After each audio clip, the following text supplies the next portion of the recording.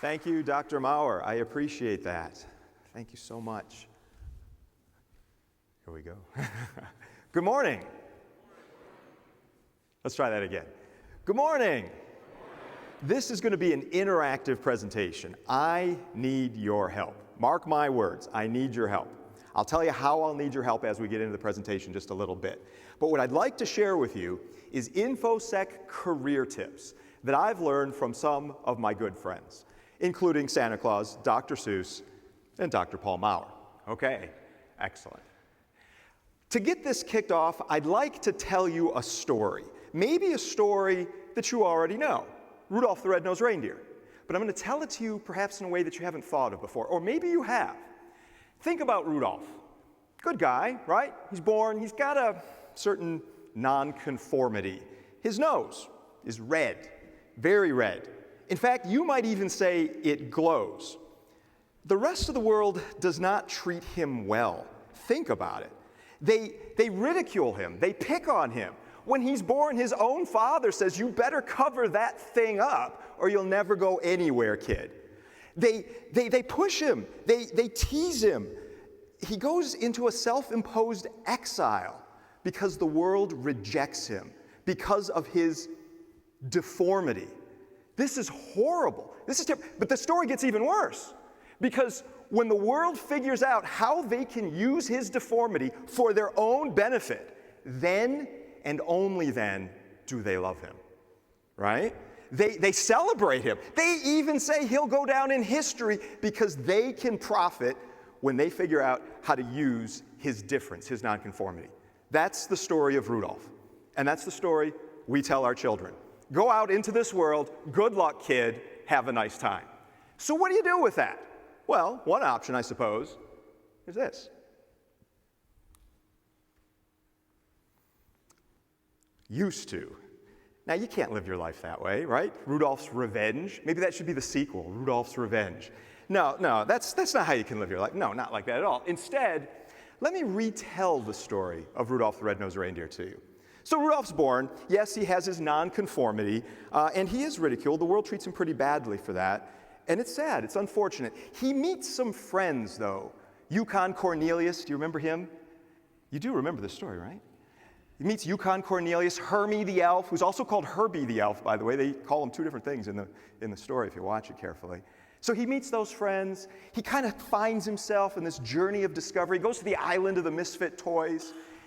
And then he realizes the world needs his unique gift. They didn't understand his gift at first, but they need his gift. And he is there to contribute to, in the end, save Christmas and the whole holiday season. That's the true story of Rudolph the Red-Nosed Reindeer, the story of this guy who was rejected, still providing his unique gift to the rest of the world to help make the world a better place. It's the same story. It's just told in two different ways. And what I'm getting at here is perspective.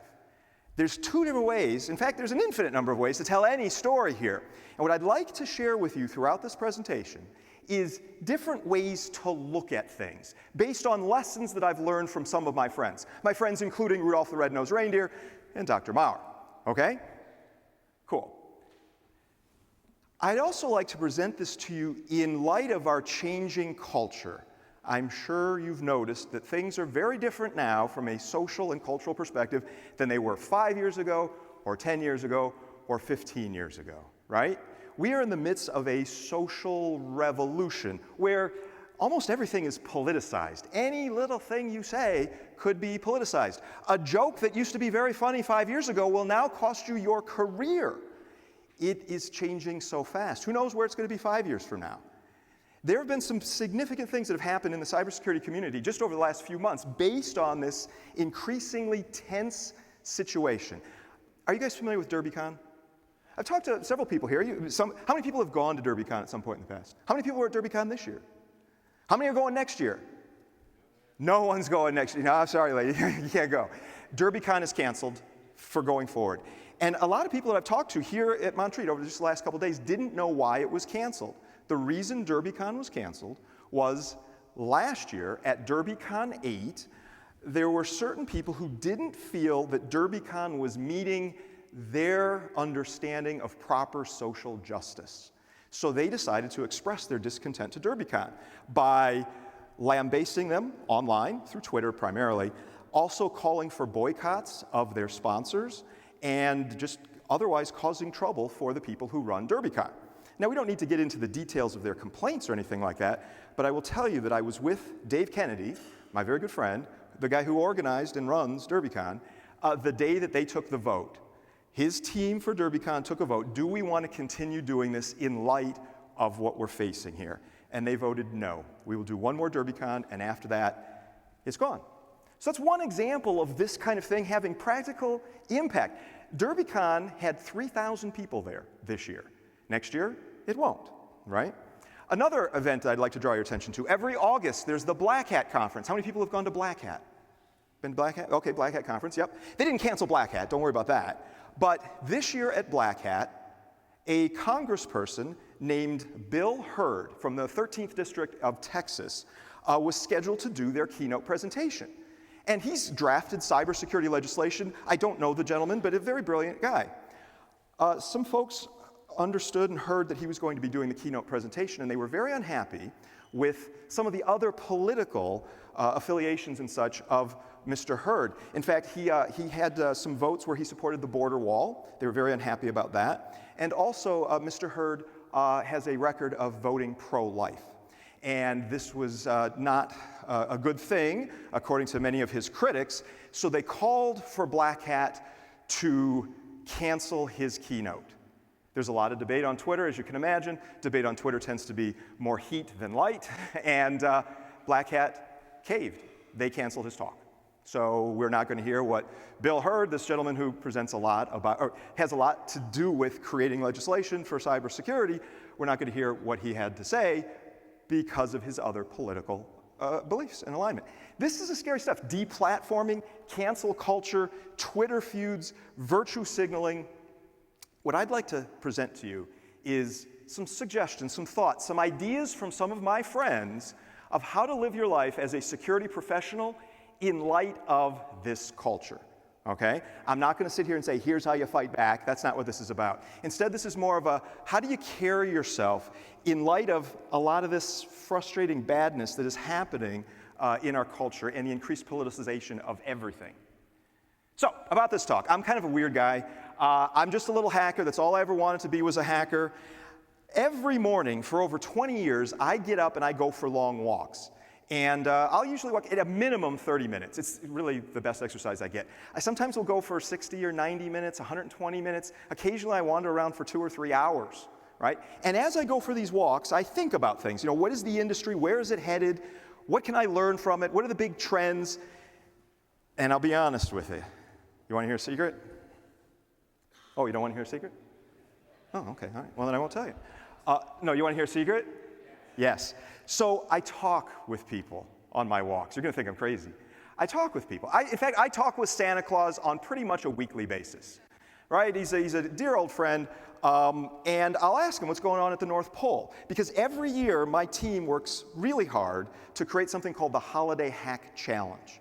Have you heard of the Holiday Hack Challenge? It's a free challenge that cybersecurity, it's not just hacking, it's offense, defense, analytics, forensics, it's a whole kit and caboodle. How many people here have played Holiday Hack Challenge before? Raise your hand if you have. Okay, if you don't have your hand, keep your hands up. If you don't have your hand up now, just raise it because I'll feel better. How many people have played Holiday Hack Challenge? Everybody. Oh, thanks guys, I hope you like it. It is our gift to the cybersecurity community. It's absolutely free. We spend more than a year creating each one. We started the one that we're going to launch in December of this year. We started it last November, so it's 13 months in the making. We put everything we can into it. You can think of Holiday Hack Challenge as a free holiday cybersecurity game. There's a video game. We have a custom album of new Christmas music that comes out every year. I commissioned that from some of the best artists in the DJ space. There's challenges for you to solve, the best quality ones that we could. So you could just view it as a game.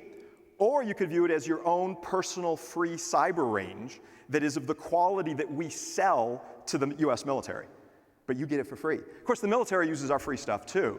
So it's been said, we have folks from the FBI, from the NSA, from the Army, the Air Force. they know when we're releasing Holiday Hack Challenge, and they'll have teams of 5 or 10 or 15 or 30 or 50 people ready to help save the holiday season every year. So it's been said that if you want to launch a massive criminal attack against the infrastructure of the world, the day to do it is the day we release Holiday Hack Challenge. Because all these other organizations are too busy working on that to actually defend the infrastructure. So there's your tip. All right, he's making a note of it. Excellent. But my point here is we do Holiday Hack Challenge. I talked to Santa Claus, and he told me some stuff that's going on at the North Pole right now, and I'm going to share that with you toward the end of this talk so you can get an idea of what he faces. Santa's got a hard row to hoe sometimes. My pals give me a lot of career advice, though, and that's what I'd like to share with you. And I told you this session's going to be interactive, right? What I'm going to do is I'm going to put on the screen a picture of each one of my friends, and I need you to tell me who it is that you see. That's how we're going to do the interaction part of this. And then based on what you tell me who you see, then I'll tell you the tip that I learned from that given friend. And I'm going to share their advice with you. You ready? You can talk. You ready? Excellent. Here we go. Who are these guys? Phineas and Ferb. I love you. Yes, Phineas and Ferb. And who's this guy? Perry the Platypus. For those of you who don't know Phineas and Ferb, they are cartoon characters on the Disney Channel, and they are incredibly creative kids. They build roller coasters in their backyard. They do all kinds of amazing things. They make spaceships. It's just really totally incredible. And that is their pet platypus. Now, what have I learned that I want to share with you? Let me tell you right up front here. I'm going to go through about 15 or 16 different tips for you. My expectation is not that every single tip will apply to every single person here. But my hope is that for most of you, there might be 2 or 3 things that you say, you know, that's interesting and I can use that. That's my goal here. And I don't even care if you remember it was me who gave you that tip or that it came from Phineas and Ferb. I just hope that maybe a year or 2 from now, you'll say, you know, I remember this crazy story some weirdo told me a long time ago, and that might help you make a decision or do something special, okay? So what did I learn from Phineas and Ferb? Creativity is like a muscle, and you gotta work out. Some people think that creativity is like having a pitcher of water, and the water inside the pitcher, that's your creativity. So when you pour out the creativity, you have less. Nothing could be further from the truth. That is not how creativity works. Creativity is a muscle. You use your creative muscles, and they grow stronger so you can become more creative. So how do you do this? Create things. I don't know what your specific area is. Maybe you write code. Creatively write some code. Maybe you write poetry. Write some poetry. Maybe you write prose. Maybe you paint. Whatever it is that you do, do your thing. Try to tie it into special occasions in your life. Write some code for your upcoming anniversary to present to your spouse. Like, what kind of code am I going to write for my spouse on that anniversary? That seems weird. Yes, it does. Do it. You can be creative. Come up with something, right? Write some code for your upcoming anniversary. Or, write a poem for somebody. A friend, a birthday's coming up. You can write that. Be creative. I try every day to create something. This is something, we're made in the image of our Creator. What defines our Creator? So much, but the fact that He creates, it's kind of a tautology. Our Creator creates. We can, in a form, worship Him by creating. Thank you, Phineas and Ferb. Next, who's this guy? Forrest Gump. So what have I learned from Forrest Gump? Don't assume you can't learn from someone that's far dumber than you think you are. So, now many of you are teachers or coaches or maybe you're advisors to your friends, right? There's a lot of people here that help other people and teach other people. Even if you're a student, maybe you run a student group or you're interacting with your peers and you're giving them advice and they're giving you advice. And sometimes you'll hear people say this: there's no such thing as a dumb question. Have you ever heard somebody say that? Yeah. Well, I'll tell you, as a professional educator, I'm here to tell you that's just not true. There are some mind-bogglingly stupid questions that people ask, but here's my challenge to you. My challenge to you is to say, when you get a dumb question, don't treat it as a dumb question. Take that question in, analyze what's really behind it, and try to answer that question for the person who asked it, but build a bigger answer so that other people will benefit from what you're sharing. Do you see what I'm saying here?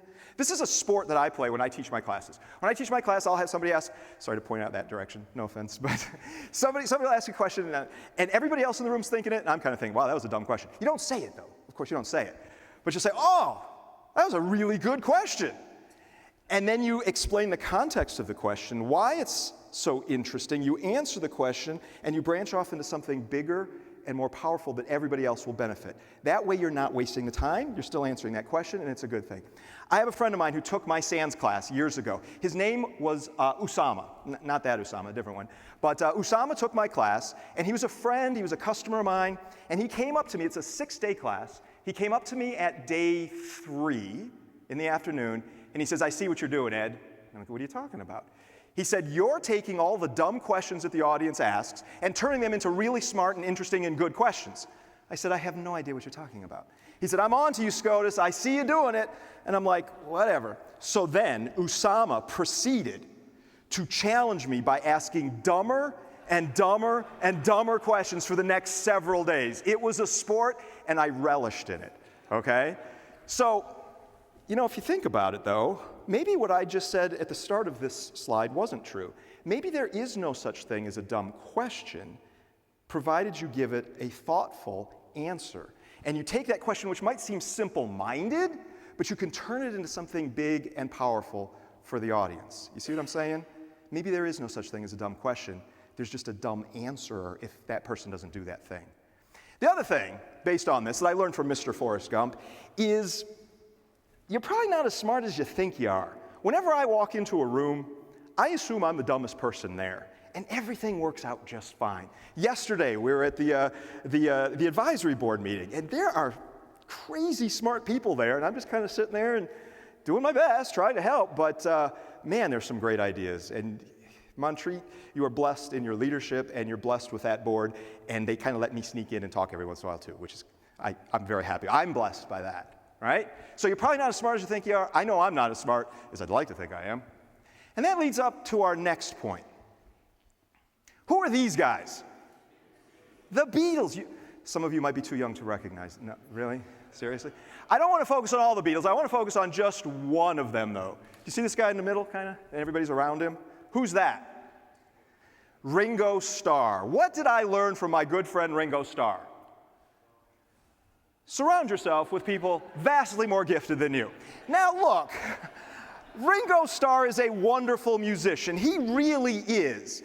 But, I mean, he is not the world-changing musician that, say, Paul McCartney or John Lennon were. Then you bring up George Harrison. Let's not get into that. No, you're right, I mean, George Harrison. Great guy, amazing. But I want to focus on Ringo and his relationship with these other two. It has been said, although I think it might be apocryphal, it has been said that they were once interviewing John Lennon. And they asked John Lennon, is Ringo Starr the best drummer in the world? John Lennon responded, apocryphally, John Lennon responded, he's not even the best drummer in the Beatles. Yeah. But the fact is, Ringo Starr knew to surround himself with people that were smarter than he was. I try to do this. When I hire a new person, I want them to be better at the stuff that they do than I am, because I already have me. I try to find people that are really, really solid and just far, vastly superior to me in the stuff that they're working on. And this has made my life so much better. When you're working your way through your career and such, study with the smartest kids. Start building your capabilities, learning from them. Here's a really vital life lesson. Someone else's win is not your loss. Most of life is not a zero-sum game. Ally yourself with people that have a positive attitude, that are very successful, and work for their success just like Ringo Starr did. And that will spill over onto you. This is such a crucial and vital thing, okay? Somebody else's success does not mean you have failed.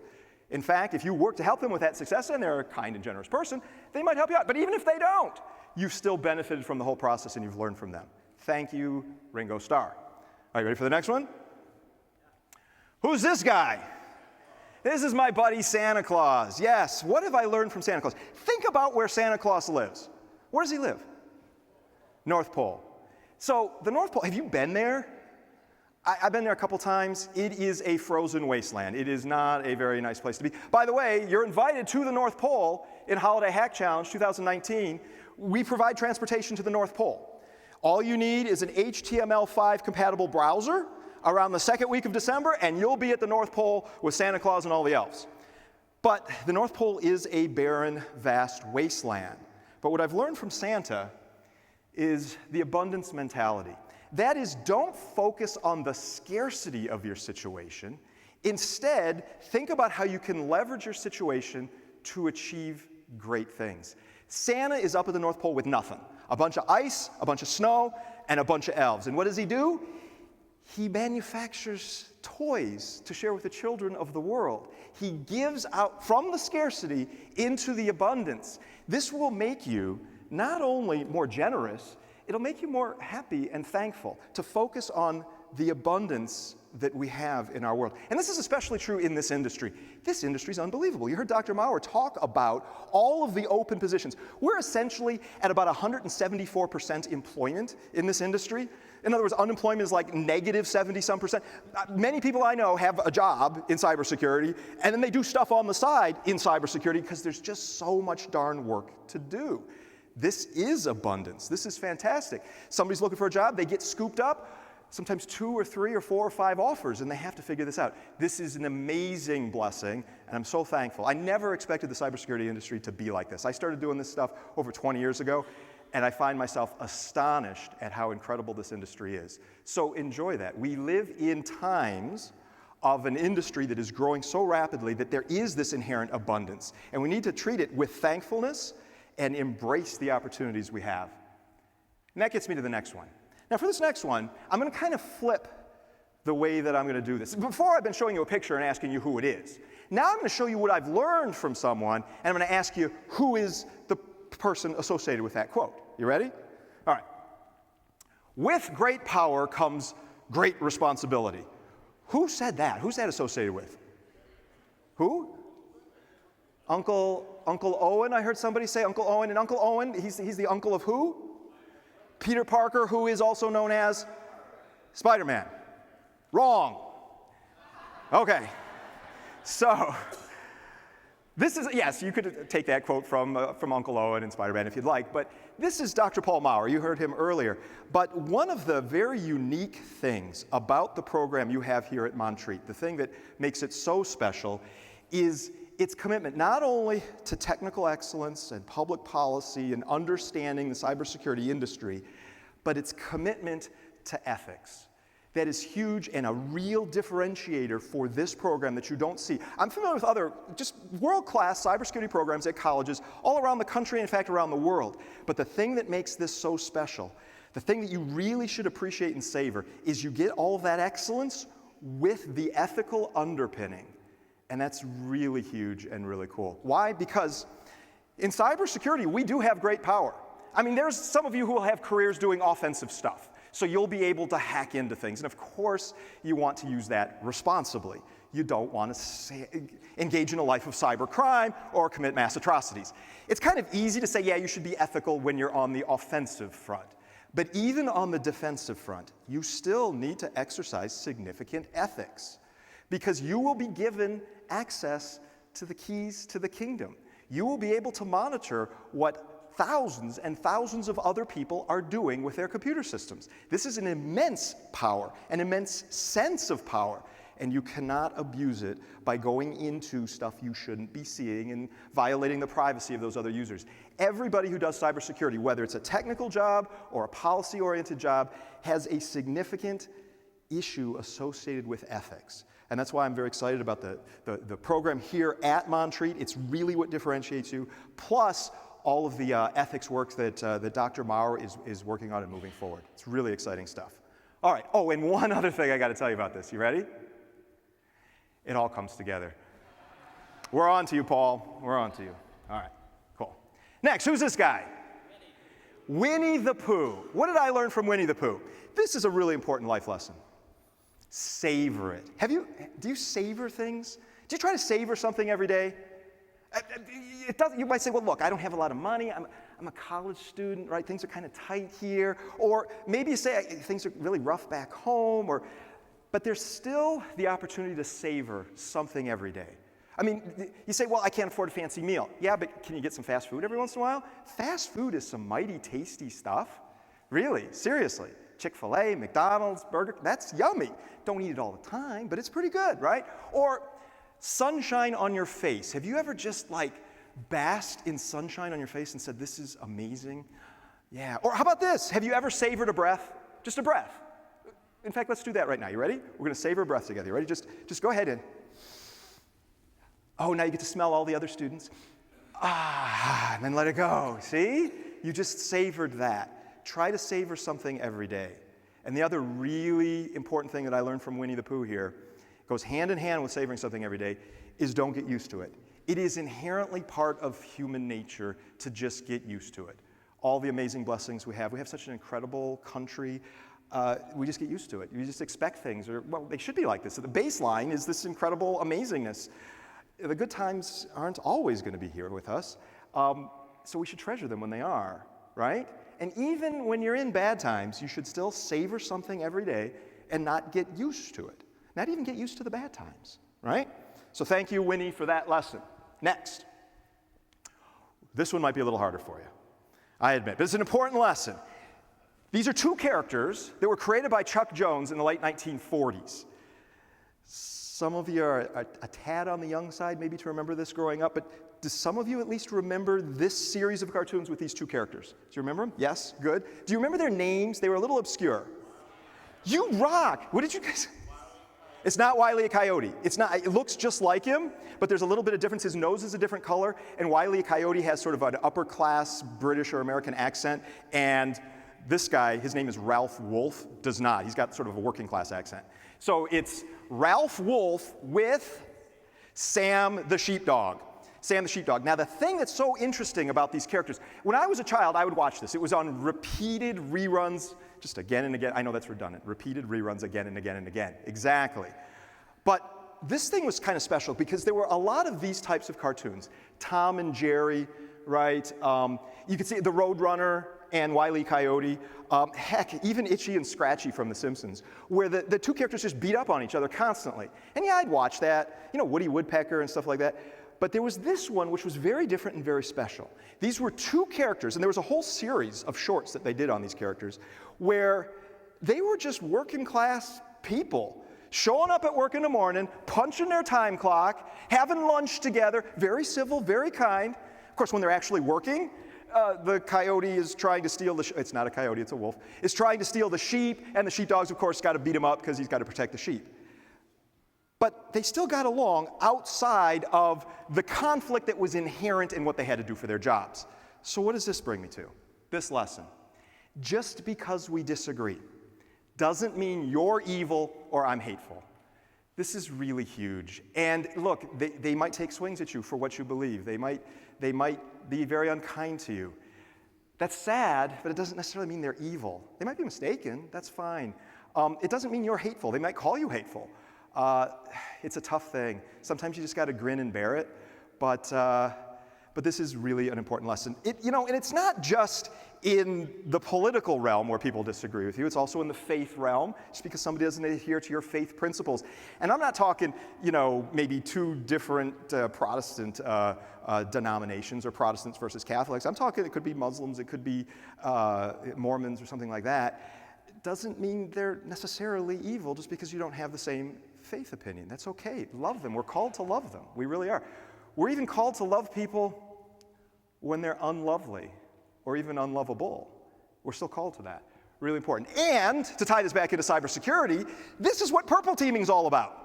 You guys familiar with purple teaming? For those of you that aren't, let me get to purple by going from red to blue to purple. So red teaming, that's what I like. That's where you're offensive, you're trying to hack in, you're trying to break in, you're trying to see how are their defenses. You are modeling the actions of real-world attackers to just break into the environment. That's red teaming. Blue teaming. Blue teaming is where you're trying to defend the environment. You're trying to block the attacks, or if you can't block them, you're trying to detect them and respond dynamically. Some people call a part of this blue teaming hunt teaming, because you're hunting for the bad guys or the red guys in your environment.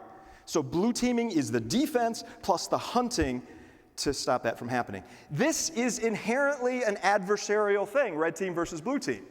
But to make it the most effective, you have the concept of the purple team. Now, this is not a separate team of individuals that's purple. No, let red be red, let blue be blue. But when they coordinate together and each side learns from the other side, that will make them both better. Steel sharpens steel. So red's job, what is red's fundamental job in doing red teaming? It's to make blue better. It is. It's to help measure whether blue is being effective in detecting and responding to attacks, and to help them become more effective at it. That's what red does. So what does blue do? Well, blue tries to defend the environment. But there's a feedback loop here in that blue can also make red better. And if you're a red teamer and you're not trying to learn from blue about how you can be better red, you're missing a big thing here. Red makes blue better, blue can make red better, and that's what this whole purple collaboration is all about. And that's what I learned from Sam the sheepdog and Ralph Wolf. Next. Ooh, it's a little dark. Can you see this guy? Who is this guy? Bruce Willis. Now the character, we're in character, not Bruce Willis. Who is it? John McClane. Thank you, sir. I appreciate that. John McClane from which movie? Die Hard. Now how many people here played Holiday Hack Challenge 2018, last year's? You were supposed to all raise your hand. Don't you remember? No, anyway. Holiday Hack Challenge 2018. You get to Santa's castle. And you start walking around Santa's castle, and everything is cool and nice, and you see the toy soldiers. It's all a video game, and you're hopping around. We had 17,500 people play. Okay, so you're hopping around with, 17,000 other people. And you're talking with the characters, and you're solving hacker challenges and other little games and things like that. But right in the middle of Santa's castle, smack dab at the North Pole, is Hans Gruber. Hans Gruber? Who's he? He was the villain in the Die Hard movie. And after you solve about 1/3 of the challenges in Holiday Hack Challenge 2018, things change. Hans starts talking. The toy soldiers, they're the guards, they become very mean and they start grunting at you, often in German, because that's what they did in the movie, the Die Hard movie. And then Hans Gruber issues his set of demands. He wants the freeing of elves in prison and this and that, but he's making it all up because he's trying to get Santa's treasure. In other words, if you do Holiday Hack Challenge 2018, which is still up now, you can go play it at holidayhackchallenge.com for free. Anyway, if you do that, when you get about 1/3 of the way through, you realize you're set inside the Die Hard movie. And you have to help defeat Hans Gruber by solving all of these hacking challenges. All right, so what can you learn from John McClane? Persistence. That guy was at a Christmas party at Nakatomi Plaza, which comes under, frankly, terrorist attack. And he keeps on going. He's solo for the first 1/3 of the movie or so, and then he gets a friend, the police officer that kind of helps him on the radio outside. You remember the movie. By the way, it is argued that this is the best Christmas movie ever. It's a debatable point. I don't want to weigh into it right here, right now. But anyway, he keeps on going. He's persistent. But there's another part beyond just persistence. And that is to be able to laugh at the absurdity of the situation and laugh at yourself. Really, that is so vital. Life is absurd. There are so many strange, bizarre, weird things in life. The universe that has been created for us is an incredible and remarkable place, full of absurdities. We could discuss the details of why the absurdities are there. Are they baked in by the Creator, or are they a result of the fall, or are they both? Either way, sometimes you just got to laugh at them. And especially laugh at yourself when you see yourself behaving absurdly, because we all do, right? So a lighthearted approach is what I'm arguing for here. You really need that, especially when things get tough from the political stuff I talked about earlier. All right, next one. Who is this? Mary Poppins. Thank you so much. Mary Poppins. Now, does anybody here remember the specific song that she's singing in this scene? How many people here have seen the Mary Poppins movie? Did you like it? Really? All right. Anyway, Mary Poppins, a very interesting character, and you can learn a lot from her. Do you remember the song that she's singing when this scene plays? Thank you. Just a spoonful of sugar helps the medicine go down. I will not sing it for you. You're welcome. Okay? Now, you could take from that a smaller message than the one I want to share. The small message you could take from a spoonful of sugar helps the medicine go down is simply this. It's to say, if you got bad news for somebody, butter them up and give them some good news too. That's actually valid advice when you're like doing a penetration test and you found all these major vulnerabilities. Throw them a bone and say, you did this one thing well. Sometimes it's hard to find that one thing. But anyway, you did this one thing well, but this other stuff, you got to work on. That's the small part of this message. There's a bigger message from this, which I think my good friend Mary Poppins is trying to share, and that is empathy. When you are interacting with other people in your professional career or even just as an individual in a social situation, you have in your mind a mental model. You might not think of it this way, but you have a mental model of that person. When I'm talking with my wife, I have a mental model of my wife. And I know if I say certain things, it's very good likelihood she's going to respond in certain ways and so forth. Right? Or when I'm talking to my employees, for each one of my employees, I have a mental model. Or each one of my customers, I have a mental model. And I'm presenting information that is carefully tailored to appeal to my mental model of them. But here's where the empathy comes in. You try to present the message to them in the way that they will best understand and react in the way that you want. But you need to adapt because the person is not your mental model. There is a delta. And sometimes when you're presenting to someone or talking to someone, you realize that the mental model that you have of them has gone off the rack and they're not either understanding you or not handling the information in the way that you think it should be handled. You need to veer back. You need to adjust your mental model and make the information so that it is digestible, understandable, and useful to the person you're presenting to. Many of you are college students. You've got a mental model of your professor and what your professor is looking for. Try to write your work so that it is amazing and excellent, but also structured so that the mental model delivers to your instructor, your professor, what it is that they're looking for, right? Cool. So a spoonful of sugar helps the medicine go down. Yeah, a little bit of good news with bad news is nice, but think about the mental model and have empathy for the people that you're talking to. Try to understand how they will perceive what you're saying.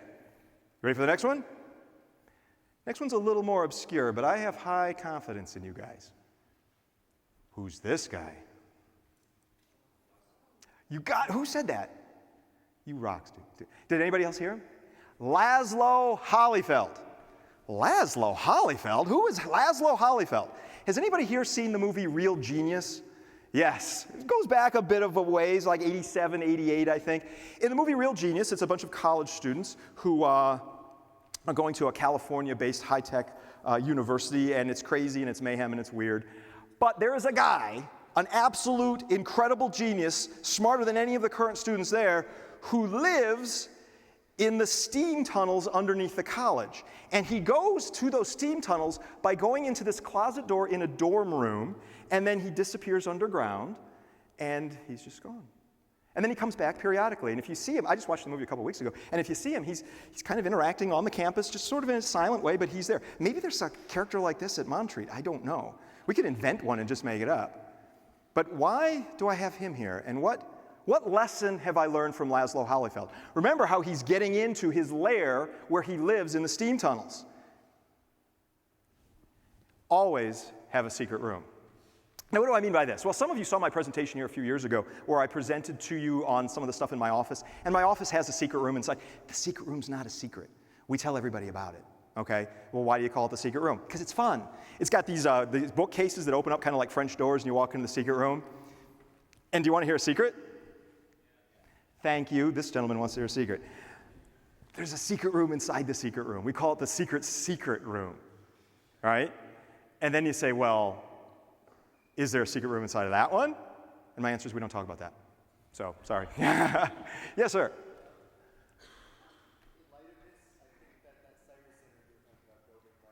Oh, the Cyber Center might need a secret room. We have to run that by Dr. Maurer. I think that's a good idea. Awesome idea. Brilliant. All right, always have a secret room. Well, what do I mean by this? You build a secret room into your Cyber Center? Sure, why not? But I'm actually getting at a bigger principle, and that is storytelling. What? Storytelling? I do a workshop for SANS instructors where I do a storytelling workshop. I've done it like 4 times for them, where we go over the principles of storytelling and how to engage an audience while you're telling stories. It's a fun session. We do it for like 10 to 14 people at a time. And I go over basic storytelling concepts. Then I go over intermediate storytelling concepts. And then I go over advanced storytelling concepts. Give it for each of the things. And they tell stories. It's a workshop. So I'll give them the basic stuff. They tell their story using that. Then I give them the intermediate stuff. They tell their story again. I give them the advanced stuff and so forth.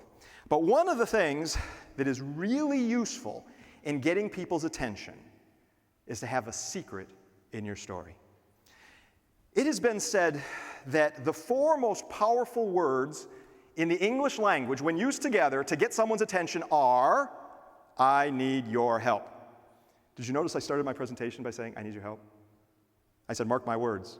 I need your help. Why? Because it gets people's attention. Oh, people want to help. Or they want to ridicule the person that needs help. Either way, I've got your attention. I'm happy with it.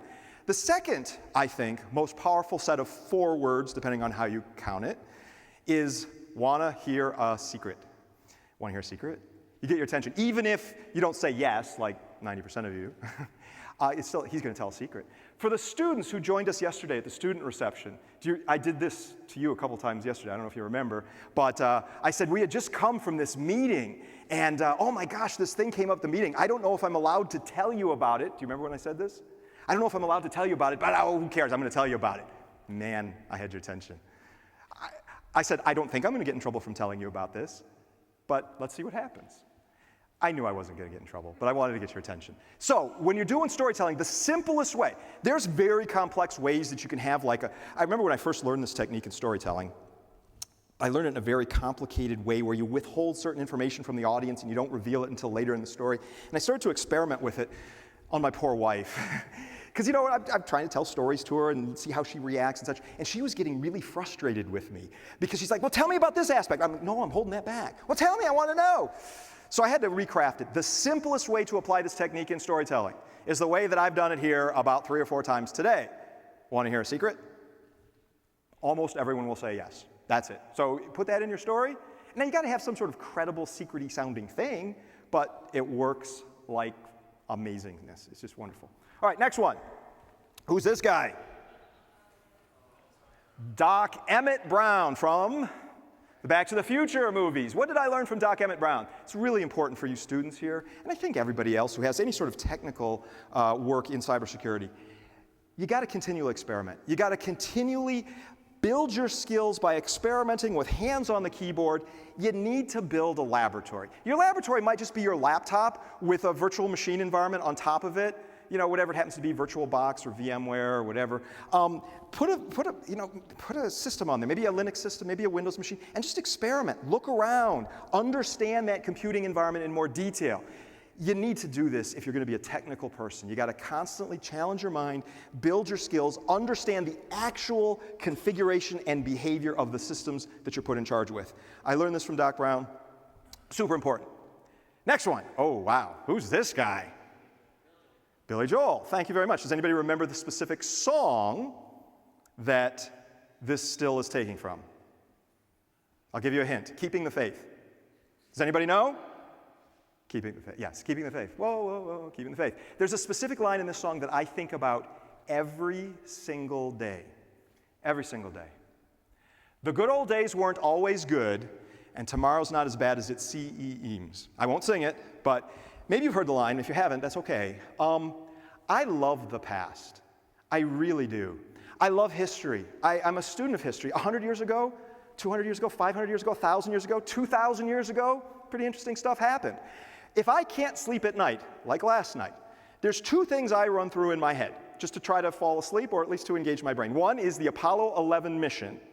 From 2 days before launch until after splashdown, post-quarantine, I just think through in as much detail as I possibly can, hoping that I'll fall asleep or at least I have a fun thing to think about. I don't count sheep. I do that. The other thing I think about is the life of Christ, from the Annunciation to the resurrection, in as much possible detail as I can dig out of my brain.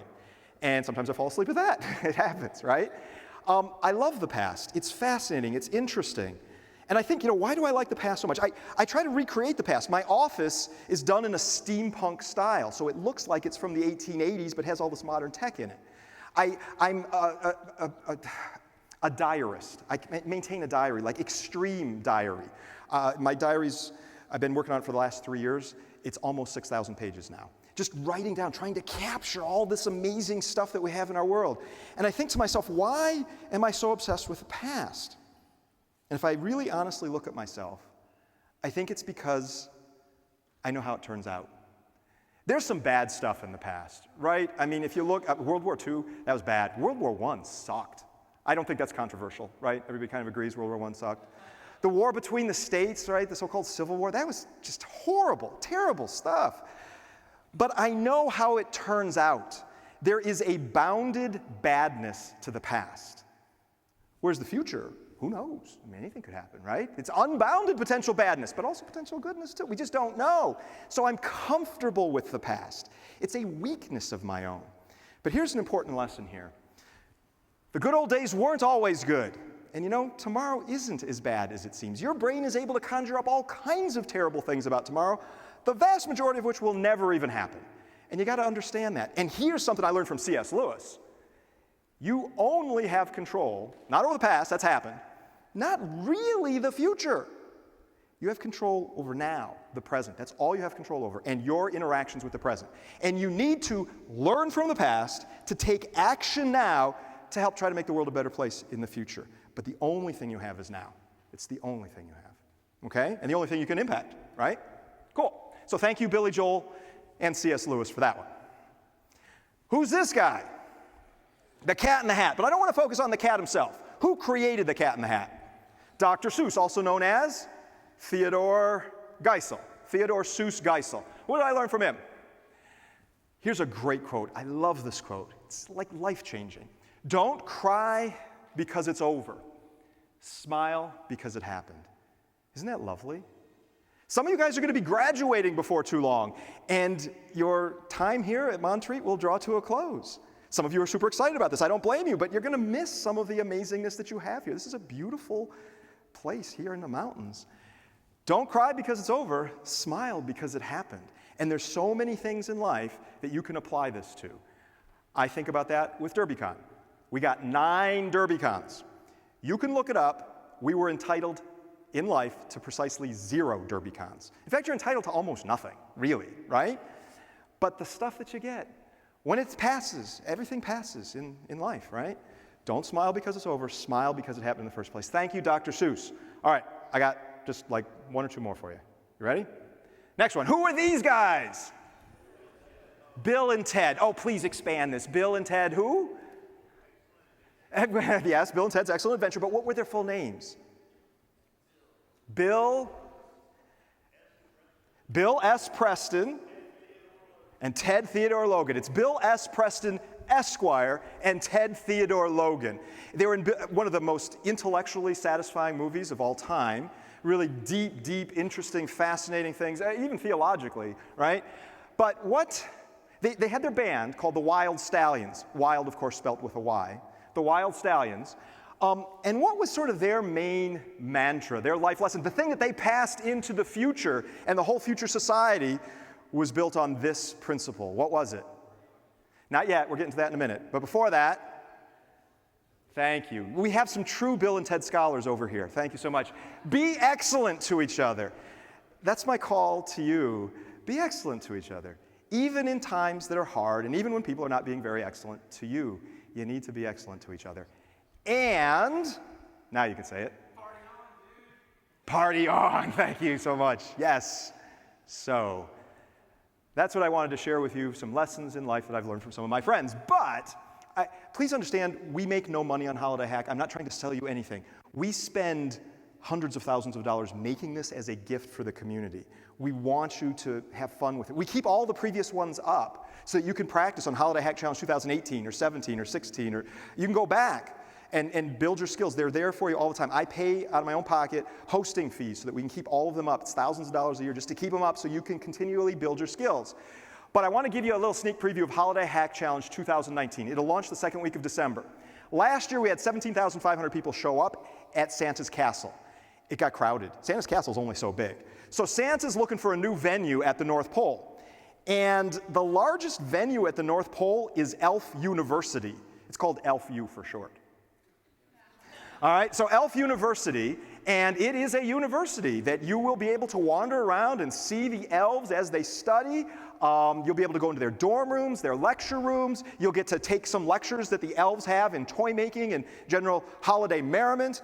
It'll be really, really fun. Also, we host a conference in association with this. It's a virtual conference, so you can hop into a conference room and there'll be somebody delivering a presentation. You'll see their little avatar as your avatar hops in. You'll see the other avatars in the room, and then there's streaming video of them presenting to you. We call this KringleCon. Last year was the first KringleCon. This year, we're calling it KringleCon 2 Turtle Doves. You see, we figure we get like 11 more of these, right? Yeah. So KringleCon 2 Turtle Doves, it'll be December of 2019. And here is how the story begins. The theme of the conference is turtle doves. There's 2 turtle doves, which are adorable, by the way. You should see these turtle doves. They're missing. They've been abducted. Santa doesn't know where they are. He's worried that there is some nefarious plot to destroy KringleCon, Christmas, maybe the entire holiday season, but he doesn't know. And he needs your help. You got to find the turtle doves. They're somewhere at Elfview, as far as we could tell, and try to figure out who kidnapped the turtle doves. And then you're off to the races. All right, so that'll be about the second week of December. I hope you enjoy that. And then we're going to move now to questions. I think we have about 5 minutes for questions. Yes, sir. If you could talk loudly, I'd appreciate that. You were talking about the ethics, and it's something that I talk about in college, but they're not ascribing to teaching ethics. Yes. Because in Wade County, with Cisco and many of the other companies around there, based upon them, they're saying that we need these particular people for the job. But when I mention about ethics, which I have the last 2 years because that's my background, Yes, sir. how do you convince a school or a system or a college university that this is imperative? Yes, that is such a great question. So for those that didn't hear, gentleman's question is, he teaches ethics, he knows ethics, he also teaches at school, university, college, or even local. How can you convince people that ethics are important as part of a cybersecurity education? First, I'd like to put you in touch with Dr. Paul Maurer, because that's what he's built the foundations of the program here all about. But I think my opinion of it is to talk about when those things go awry. And when they go awry badly. And to bring up specific circumstances of that. And I can think of none better than Edward Snowden. Edward Snowden was put in a very trusted position, stole a whole bunch of stuff. Now, he did it for what he thinks was his ethics, and that was pure from his own perspective. But the point here is there needs to be an ethical framework by which you make decisions, because he grabbed a lot of information and publicly dumped it. Also, there's a group called the Shadow Brokers. Maybe you've heard of the Shadow Brokers. They somehow got access, allegedly, if you believe what's reported in the press, to some weaponized exploits created by the NSA. Serious stuff. In fact, one has been known as Eternal Blue. It is a military-grade, significant exploit to hack into Windows computers. And the Shadow Brokers thought that they were doing a noble, ethical thing by stealing all this stuff from the NSA and dumping it on the market for free. There you go. And this was used to spread significant malware. In fact, there's a worm that spread about a year and a half ago, maybe a little less, called NotPetya, P-E-T-Y-A, and it used the Eternal Blue exploit. It seems, if you believe what's reported in the press, that NotPetya was created by the Russian government specifically to attack the Ukrainians, but it spilled over. And it brought down the international shipping company, Maersk, M-A-E-R-S-K, brought down all these other things. The Shadow Brokers, in their own sort of view of ethics, believed what they were doing was a good thing to show that the United States government has all these weaponized exploits. So they dumped it, and NotPetya cost over $10 billion in damage. So I would cite specific examples such as Snowden and such as the Shadow Brokers about we do need an ethical framework here, because people are flying by the seat of their pants and screwing stuff up. Great question. Other questions? Yes, sir. Where are the large information holders in the marketplaces, Google, Amazon, when it comes to this table? You have Google selling ads, you Yes. have Amazon selling products, you have Yes. all these things that are being sold, And the truth is you're being sold, right? I mean, you are the product. Yep. but they're selling 1 out of 10 websites, they're giving them addresses. Oh, that's true. Yeah. They're giving them ad space. So are they at that table? It's interesting. The gentleman's point is, you know, some Google and Amazon and other providers are actually, you know, hosting some of this malware stuff on their environment because the bad guys are paying for it, usually with stolen credit cards. Are they at this table trying to get the stuff shut down? They are. Google is working very hard, as is Amazon, to try to keep the stuff off their environment. But their big public cloud computing environments is a very hard problem to do. They're using some AI in it. In fact, my presentation last year at this event, right on the stage, as a matter of fact, was about the use of AI for that, but also the abuse of AI by these large cloud providers to undermine your own privacy. So if you're interested in that talk, I'm happy to send you a copy of it. Just let me know afterwards. Other questions? We got about a minute or so left. Yes, sir. That is, in fact, a picture of me with my robot dog, Chip. So I'm sitting in my office. I was actually on a webcast, the Pulse Security Weekly webcast. But yeah, that's me. I just wanted to have I thought it was a good shot. Well, is there time for another question? Are we good? One more? And I guess we're good. Well, enjoy the rest of the retreat session. There's so much cool stuff. This FBI tour that they're doing looks pretty amazing. So really savor it, right? And I hope some of these tips will be useful for you as you navigate your cybersecurity career. Thank you so much, folks. I appreciate it.